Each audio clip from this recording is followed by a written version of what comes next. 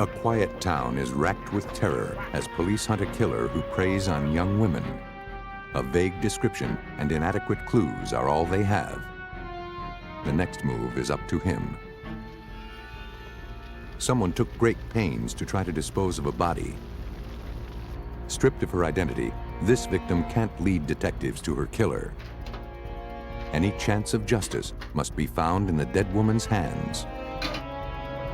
A dark night, a sharp curve, and a woman lies dead at the bottom of a canyon.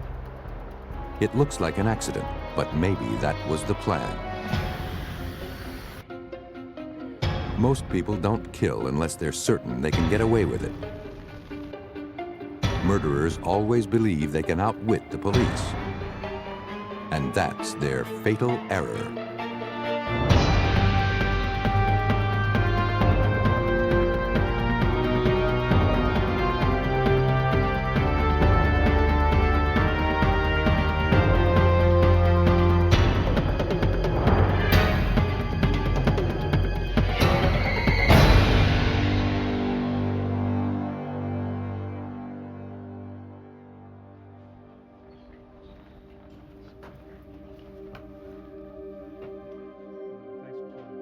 In the late night hours on Tuesday, November 23, 1982, police in Morris County, New Jersey were visited by the mother and co-worker of 18-year-old Amy Hoffman.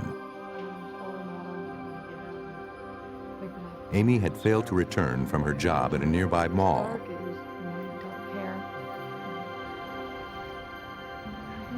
Amy's mother told police that her daughter worked at the dress store 2 nights a week. She was on her high school cheerleading team and was saving to go to college to become a chiropractor. Amy's co-worker said that Amy helped her lock up. It was around 9:30, and they were among the last at the mall.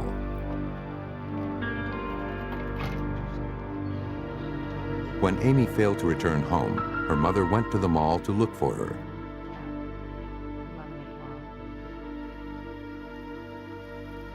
Her car was the only one in the lot. Her keys were in the ignition.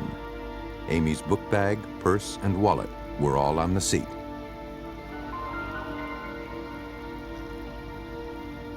But there was no sign of her daughter.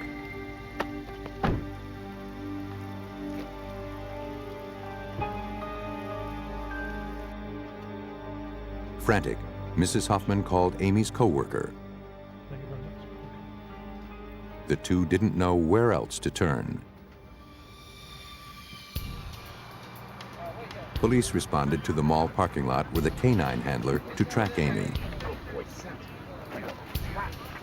Her scent trail went cold 2 parking spaces away. Evidently, she left the mall with someone else. But who?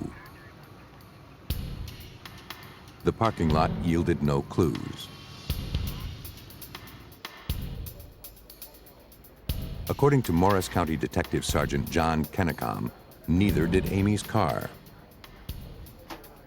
We searched the vehicle as we do routinely for fingerprints, any type of items which may assist us in the missing person, but we ultimately didn't find anything. But that was about to change. 2 days later, on Thanksgiving Day, a man out for an afternoon walk in a secluded area of Morris County, New Jersey, made a startling discovery. The lifeless body of a young woman. He fled the scene and called police. Responding deputies from the Morris County Sheriff's Department found the victim lying in an abandoned water retention tank. From the description, police knew they had found Amy Hoffman. She had suffered multiple stab wounds. The body was removed and sent off for further analysis.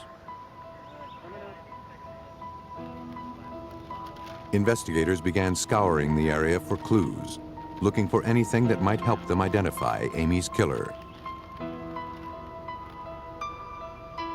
Bloodstains were recovered near the tank, but later tests showed they belonged to the victim.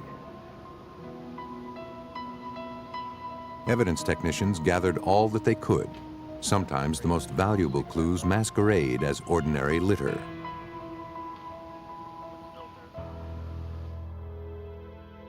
The autopsy had a little more information to offer. The victim had been stabbed repeatedly and had most likely bled to death.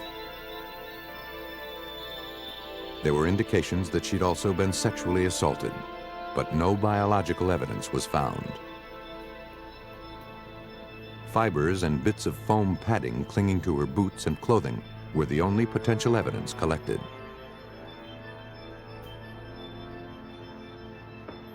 Hoping for more information, police returned to the mall to question other employees. I need to ask you some questions. One woman stated that when she left the mall around 9 p.m., she saw a creepy-looking man just sitting there in his car. She thought the vehicle was an old Chevy.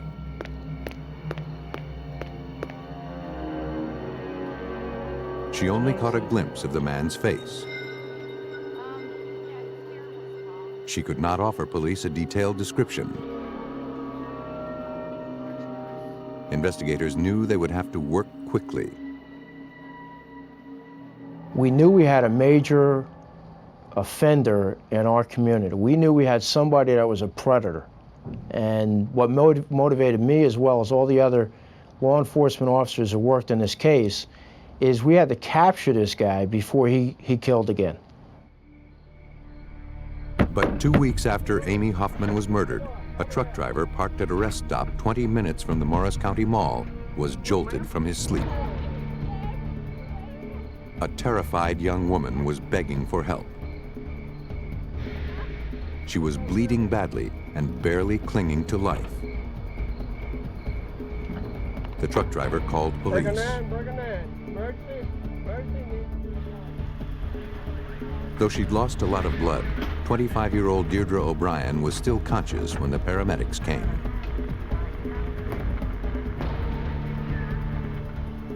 She told authorities that less than 1 mile from her home, a car forced her off the road.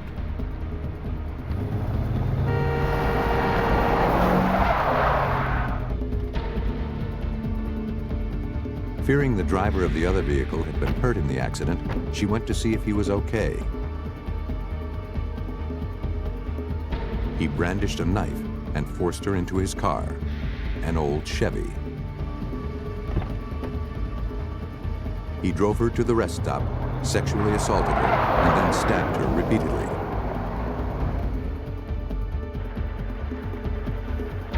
Deirdre O'Brien would not survive her injuries.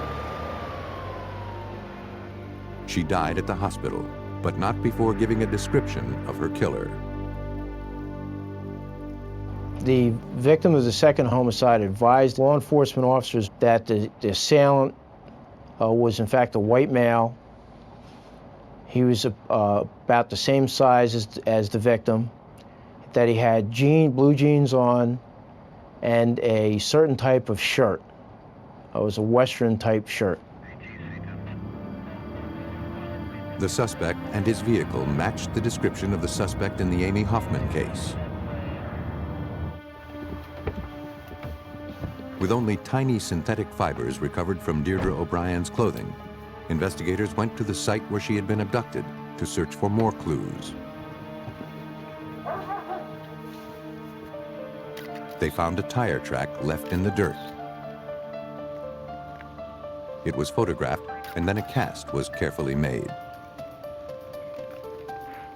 To preserve the impression, forensic investigators use a durable casting medium called dental stone, originally formulated for making dental casts.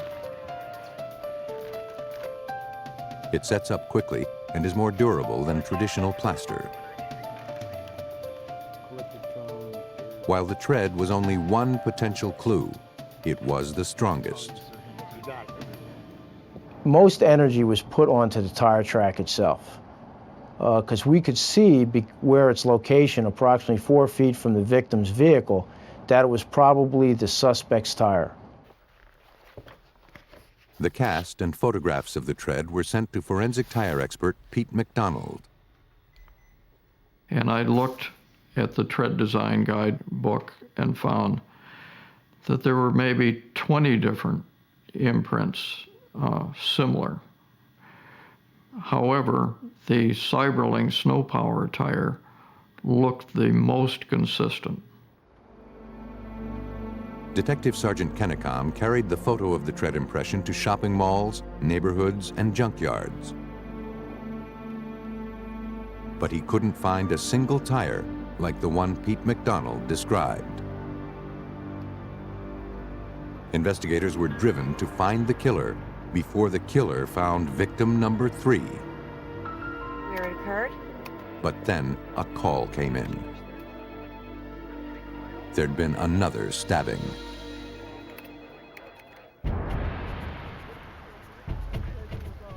Investigators in Morris County, New Jersey struggled to solve the homicides of 2 young women. All of the clues pointed to a serial killer, but none pointed to a suspect.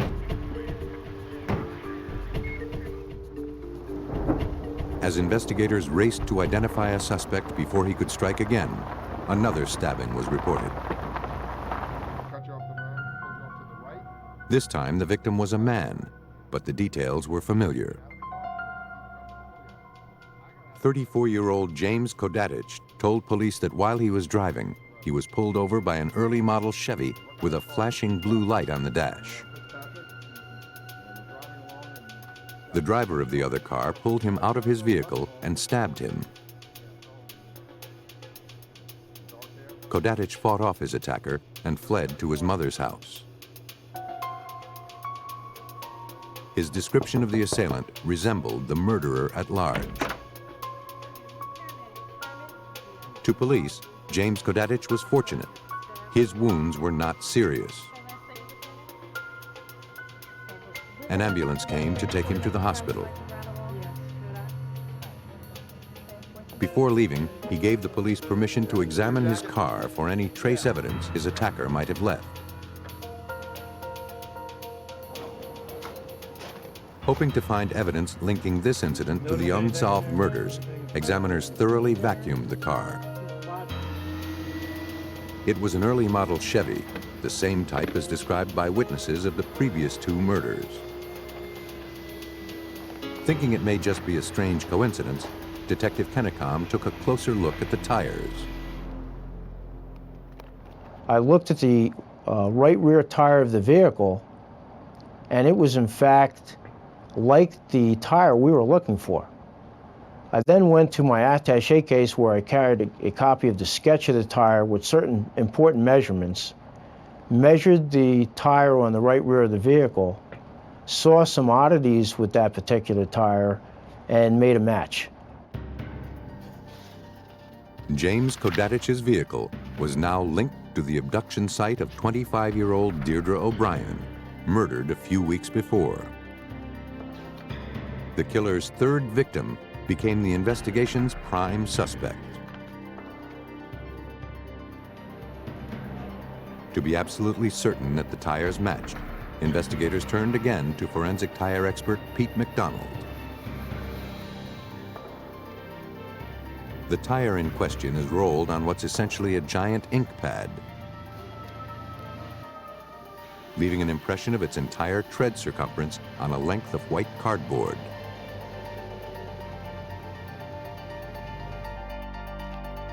After completing this process on Kodadich's Chevy, investigators sent a negative transparency of the tire impression found at Deirdre O'Brien's abduction site to Peter McDonald. McDonald then compared that to the suspect's tire impression. After 25 hours of scrutiny, McDonald was absolutely certain he'd found what he was looking for. I was able to make a positive identification because there were many cuts and tears in the tire that were unique to that tire only. That proved that Kodadich's car was at the scene.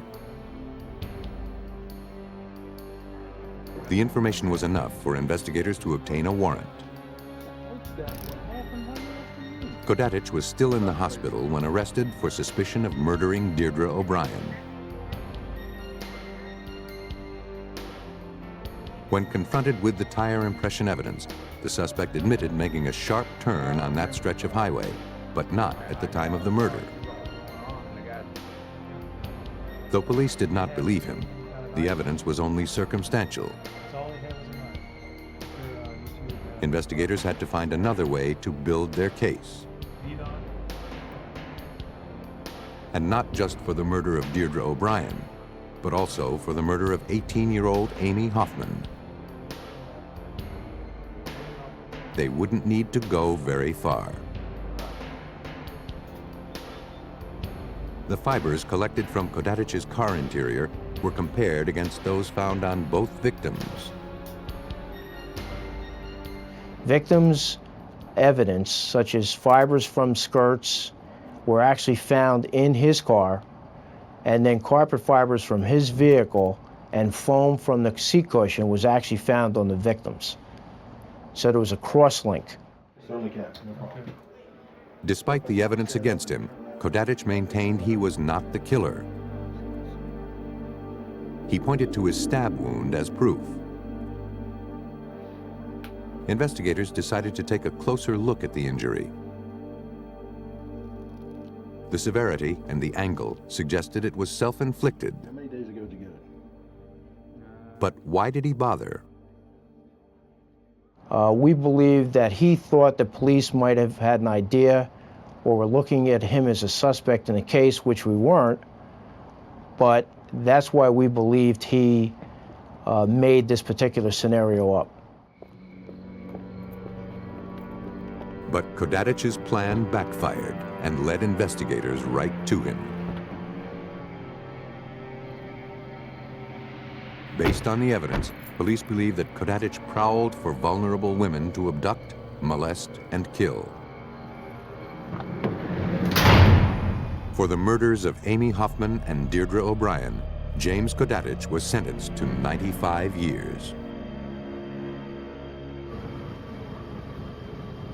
Kodadich was difficult to apprehend because his random victims had no connection to him. Most murders aren't random, and the killer goes to great lengths to obliterate the connection between himself and the victim.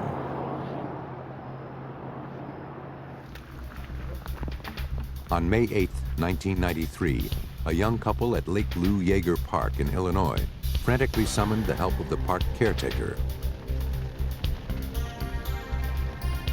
Someone had built a fire in a pile of brush. In the center was what looked like a mannequin. At first, the couple thought it was a prank, but when they looked closer, they realized whoever did this was deadly serious. The body was real.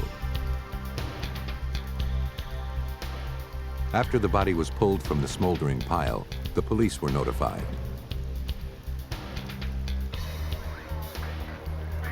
Police could discern that the victim was female, but that was all. Her head was missing. They retrieved melted trash bags and a charred cardboard carton from the debris.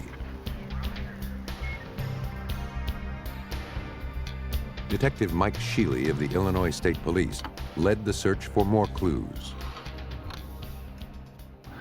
We brought in Illinois State Police dogs and attempted to search the area for any other possible evidence and the possibility of finding the victim's decapitated head. Those were unsuccessful. Investigators had no clue who the killer was and no clue to the victim either. They felt confident that the identity of the victim would lead to her killer. This crime was simply too gruesome to be a random attack. Anyone who'd go to all that trouble to try to burn a body and to decapitate them went to a lot of trouble because of the association between the suspect and the victim. For now, their best clue was the victim herself. X-rays revealed fibroid tumors in her uterus, severe enough to cause medical problems. The plastic bags were ordinary trash bags.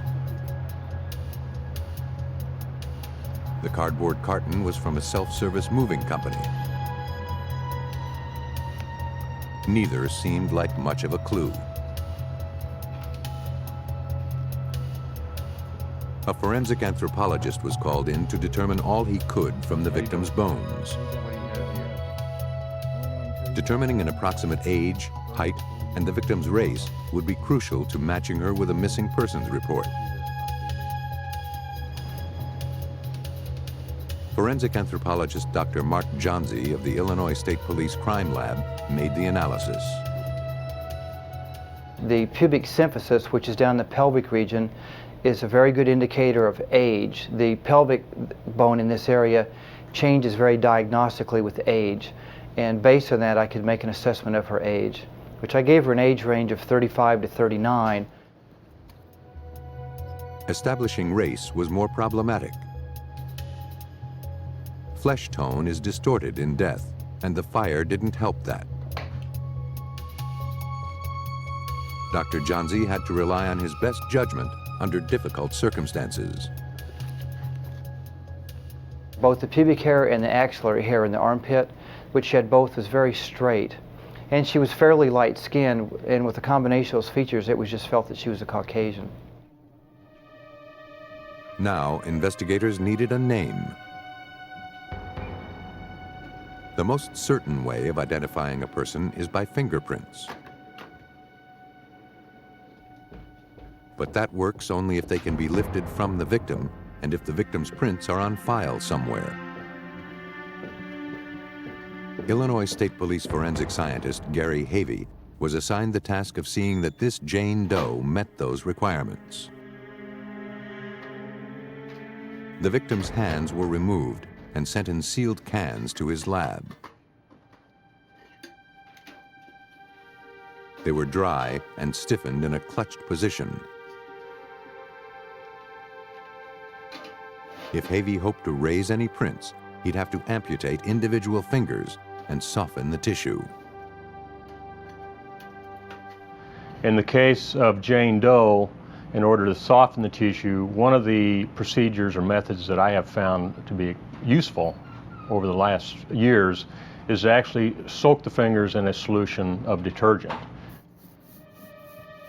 The solution softens the tissue on the friction ridges, which are the unique arches, whorls, and loops on every person's fingertips.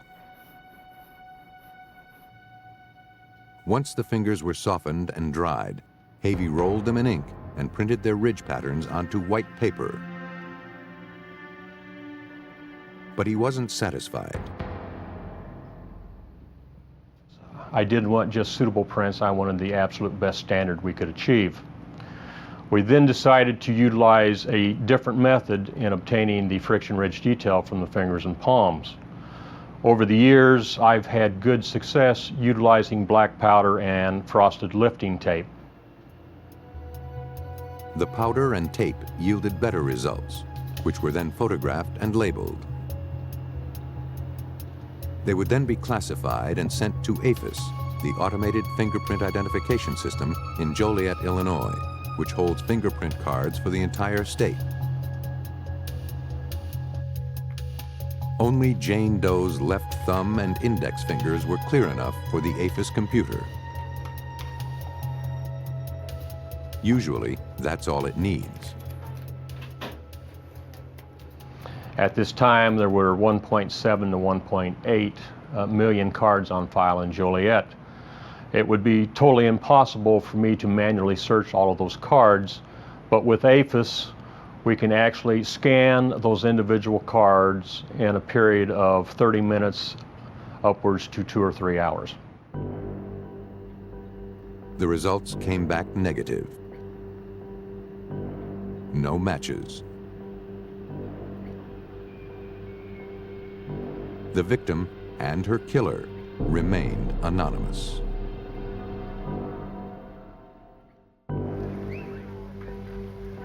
A nameless murder victim was found burning in an Illinois park. Until investigators could determine the identity of the Caucasian woman, her killer would remain free.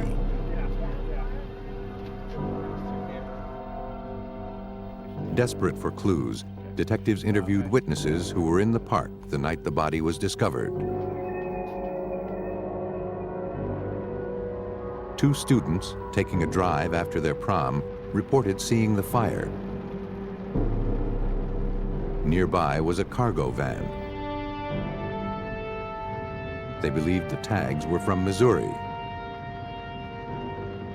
The back was open, and they could see plastic trash bags. Detectives were convinced the teenagers next saw the killer. They actually pull alongside the suspect van, and they're quite alarmed that somebody would actually have a fire in this no-burn area. They're familiar with the park, and basically at that point, the suspect sees the car pull alongside, and he immediately runs and jumps into the van and speeds away. But without a tag number, it was another untraceable lead. To solve this case, investigators had to identify the victim, who they referred to as Janie Doe. They expanded the APHIS fingerprint search. We performed APHIS searches in over 45 different APHIS systems throughout the United States, Canada, and even Puerto Rico. This would prove to be the most extensive APHIS search ever undertaken by the Illinois State Police. Millions of prints were scrutinized, and still no leads. The victim apparently had no criminal record and was not on any database.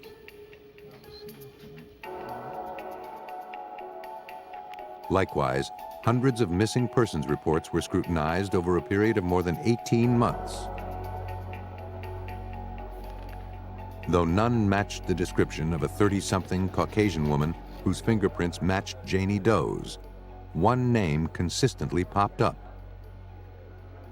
The one constant factor that we continued to see was a victim, Lynn Matchum Thomas, from the greater St. Louis area. She had came on our list before, and we had called St. Louis missing persons and also talked to the homicide squad, but we had discounted the fact that this would be our victim because she was African American. With no other leads, investigators went to speak with Shirley Macham, the mother of Lynn Matchum Thomas. Like her daughter, she lived in Missouri, only 50 miles from the Illinois park where the victim was found. Shirley had reported Lynn missing the day before the body was found. According to her mother, Lynn had light skin. Like the victim, she also had fibroid tumors that she was seeing a doctor about.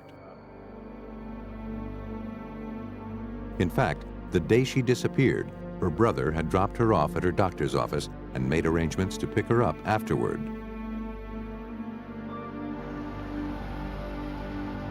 When he returned, he was 10 minutes late. He went inside, but she was no longer there. He assumed that she grew tired of waiting and decided to walk home. He didn't think anything more about it. Later that night, Mrs. Matchum received a call from Lynn's husband, Curtis Thomas, asking where Lynn might be. He said she'd left his house 20 minutes earlier, and he assumed she'd gone to her mother's. But her mother hadn't seen her all day. Shirley Matchum knew her son-in-law to be violent and suspected the worst. The next day, she filed a missing persons report with the St. Louis Police Department. Investigators reviewed the report. They learned that St. Louis police had followed up with a visit to Lynn's home to speak with her husband, Curtis Thomas. He told them that the night Lynn disappeared, she was moving out of the house. He wasn't happy about it, and they fought. The last time he'd seen her, she was walking away from the house. At first, he thought she'd just run off without her things, but when she didn't show up at her mother's, he thought something serious might have happened. Sifting through the report, investigators found another potential clue. We also found out that when Lynn Matchum Thomas was discovered missing, that the police had went to the Thomas residence and asked for permission to search the house. Mr. Thomas let him in. They conducted a search on the second and first floors, and when the police asked to go to the basement, Mr. Thomas insisted that he call his attorney, and they terminated the search. With no victim or any signs of foul play, the missing persons investigation in St. Louis ended.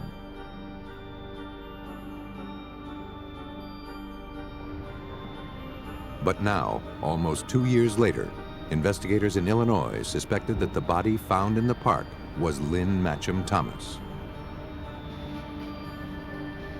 The timing of her disappearance fit. Her medical condition was the same. And her husband, Curtis Thomas, was becoming the prime suspect.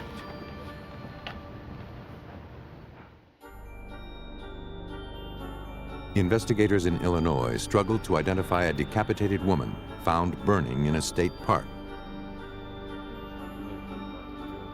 Though they believed she was Shirley Matchum Thomas and that her husband Curtis had put her there, they had to prove it.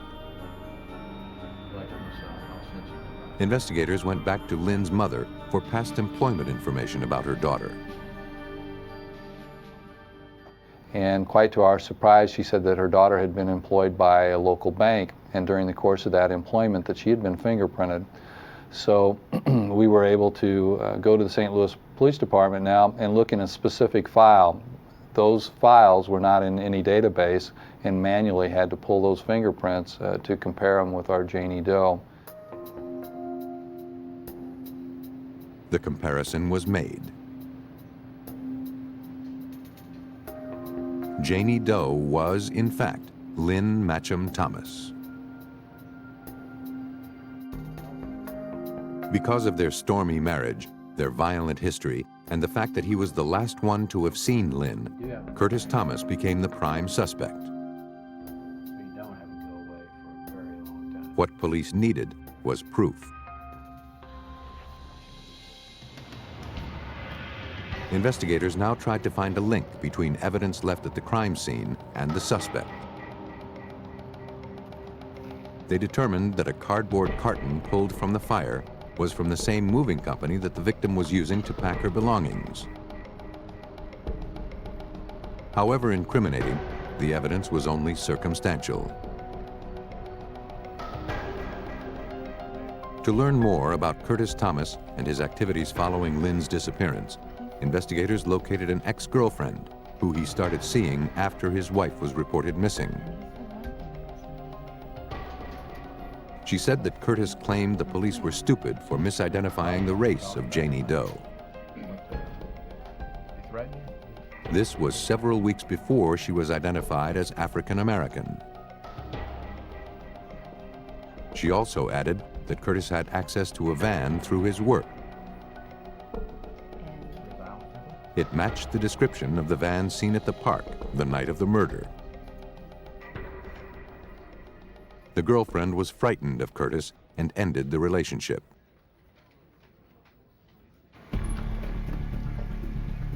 That testimony, along with the rest of the circumstantial evidence they gathered, gave investigators enough to arrest Curtis Thomas in January 1995 for suspicion of murdering his wife almost 2 years earlier.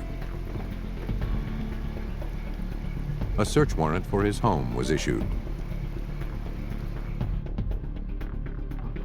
Though Thomas insisted he knew nothing about the fate of his estranged wife, investigators found newspaper clippings regarding the mysterious body in Illinois.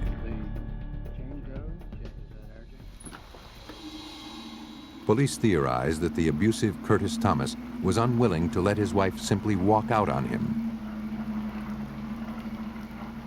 Investigators believe that after murdering Lynn Matchum Thomas, he kept the body in the basement until he could get the work van.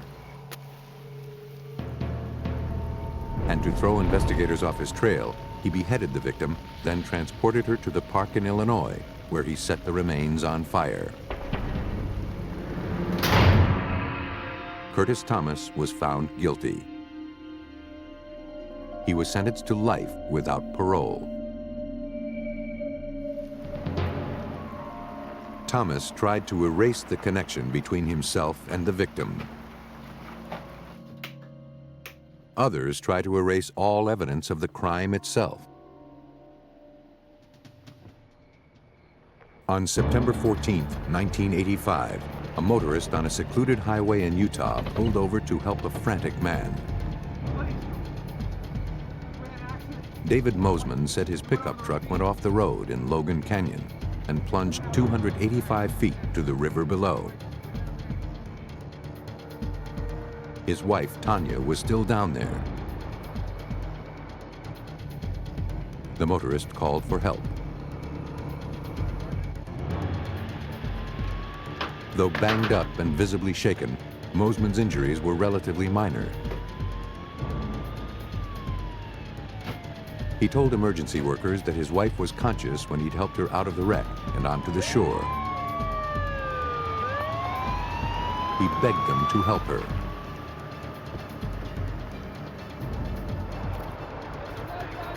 As David Moseman was transported to the hospital, a rescue team was in the canyon, searching in the dark for his wife. About 40 feet from the overturned vehicle, caught on rocks in the middle of the river, lay Tanya Moseman. She was face down in the water, dead. By the time she was retrieved, David Moseman was in the hospital getting his wounds treated. He told the nurse that he glanced off the road for a second to look at his wife. At that instant, the truck went over. He blamed his carelessness for the accident.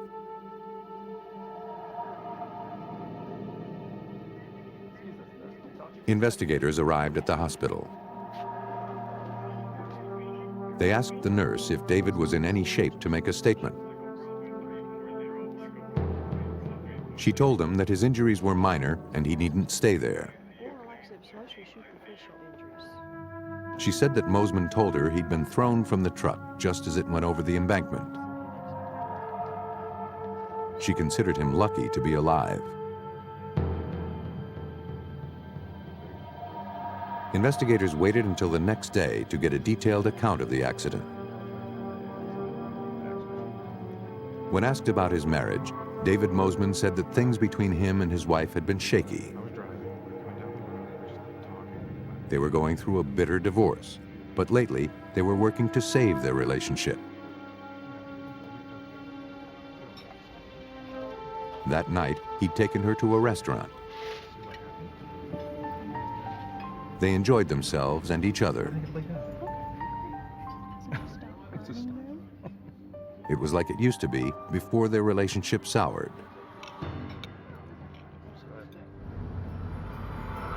After dinner, they'd headed home.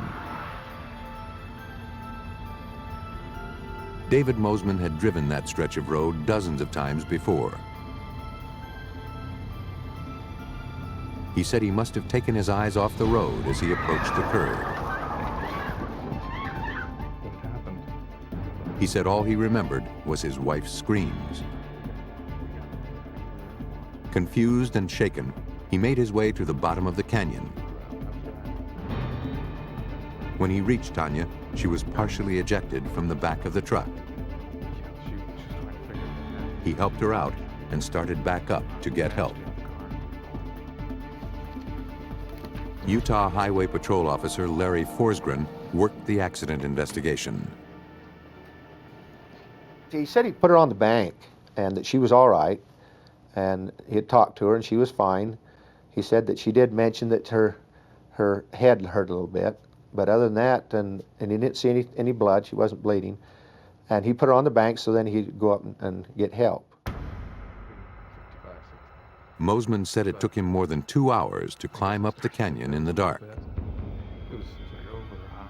He thought he must have blacked out or fallen asleep in the cold. He didn't know how his wife ended up back in the river. In the days following Tanya Moseman's death, accident reconstruction experts studied the spot where the truck went over.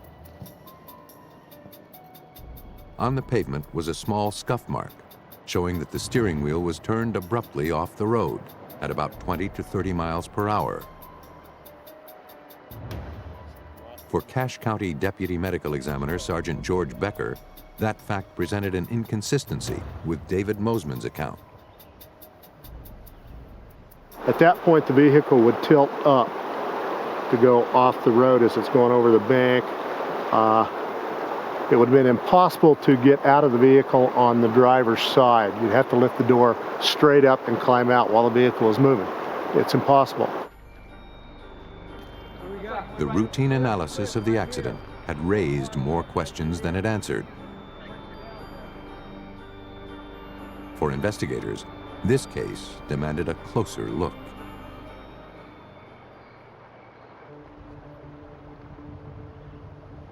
Police in Utah continued investigating the tragic death of Tanya Moseman, killed when the truck she and her husband David were driving plunged 285 feet into a canyon.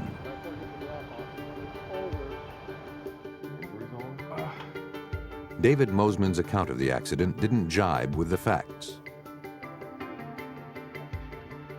Investigators requested an autopsy on Tanya Moseman. Water in her lungs showed that her cause of death was drowning.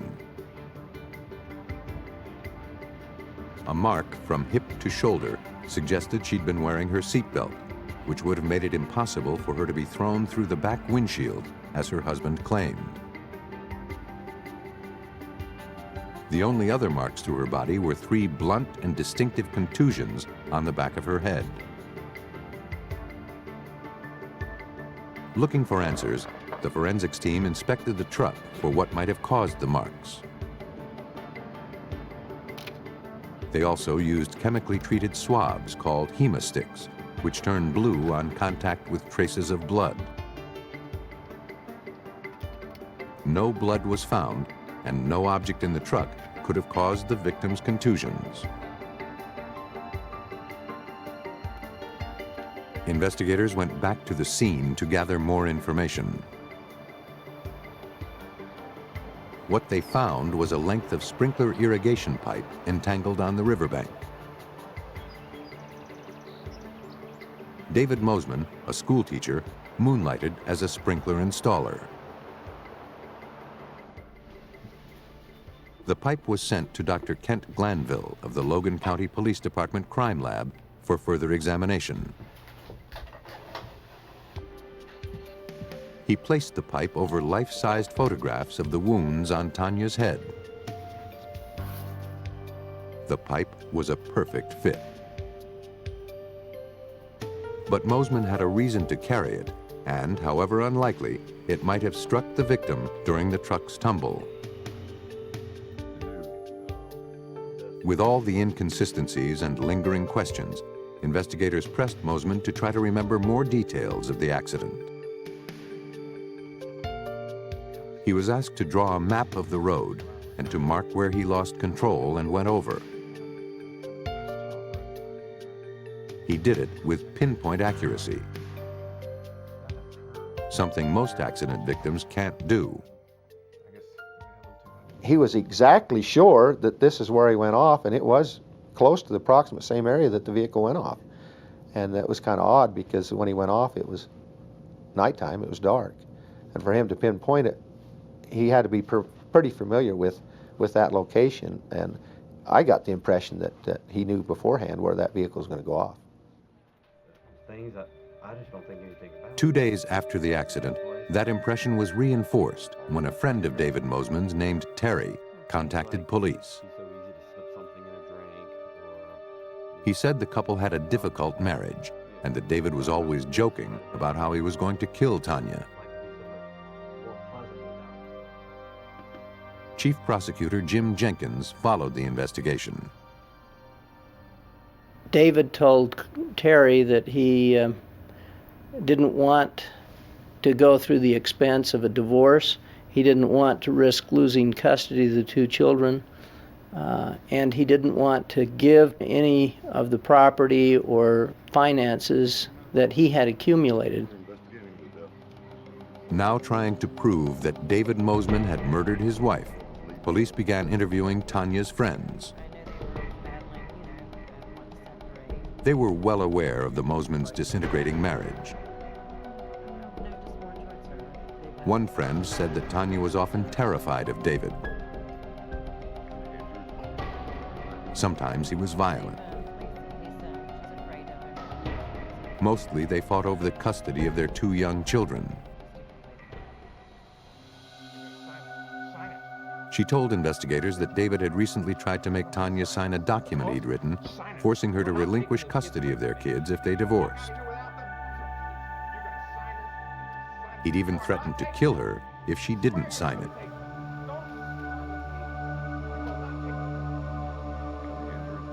Even so, Tanya sought legal advice about getting a divorce. Shortly after that, David began acting very nicely to her.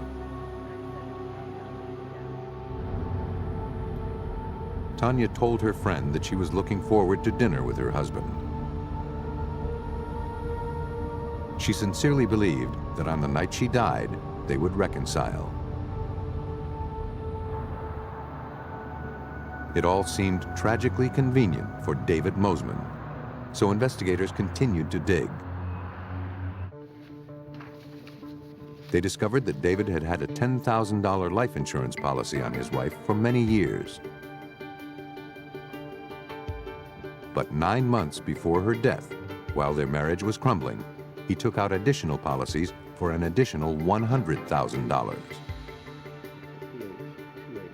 A motive was firmly established, and the circumstances of Tanya's death were suspicious. Still, it could have been an improbable accident. Investigators had to prove that it wasn't.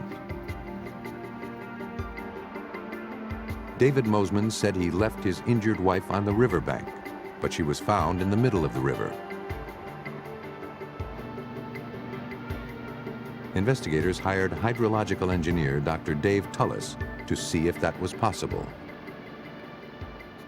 The deputy wanted me to assess the situation and see if there was any reasonable way that she could have gone from the riverbank, where he said he left her, to the location in the river in the condition that she was in. Dr. Tullis measured the river's depth, velocity, and direction of the current to calculate if an object as large as a human body could be carried from the bank and deposited at the spot where the victim was found. He determined that the shallow water near the bank couldn't support a body, and even if it could, the speed and direction of the current would carry it along the edge, not to the middle of the river. If she was unconscious, she couldn't move, and the current would not have been able to move her along, and so she would have been found right by the riverbank in the unconscious condition or drowned condition. But she wasn't. She had never been taken to the bank of the river, as her husband had said. David Moseman was arrested for suspicion of murdering his wife. Investigators believe that David Moseman tried to kill Tanya in the premeditated crash. But when she survived, he had to climb down the canyon and finish the job. The motive, apparently, was hatred of his wife, custody of his children, and $110,000 in insurance. For his crimes, David Moseman was sentenced to life in prison. Prisons are filled with people who thought they'd committed the perfect crime. But a murder isn't over once the victim is dead. For investigators, that's just the beginning. They turn to forensic scientists to help bring justice to the victims by exposing a killer's fatal error.